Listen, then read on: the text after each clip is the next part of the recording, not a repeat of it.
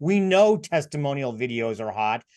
Two parts to this. Number one is, why is it important that somebody use an expert, someone like you, to get the testimonials as opposed to maybe just sticking a camera, your iPhone in their face and say something nice about me? Why a professional? And then the second part is, there are so many, because we're so global, I have clients all over the country.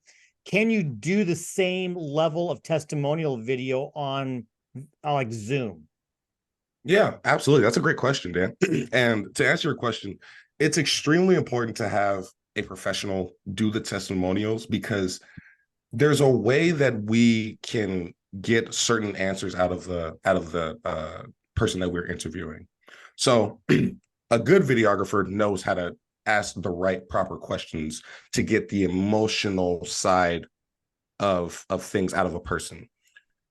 It's easy to interview anybody. It's so easy to interview anybody. You can ask them what their name is, what they do, how were they helped, like all those types of things. But as a professional videographer who interviews on a consistent basis, and it's my job to get the story out of people and get that emotional side out of people, it's knowing what kinds of questions you want to ask and at what moment do you want to ask them, and what tone of voice do you want to ask them as well. These are so important, because now you're allowing the person who's answering these questions to answer them in a very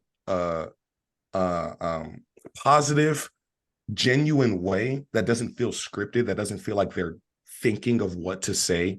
That's something you get a lot, is if you're not well versed in the space, the way you ask questions is important, because the person answering is going to start to think too hard about their answers.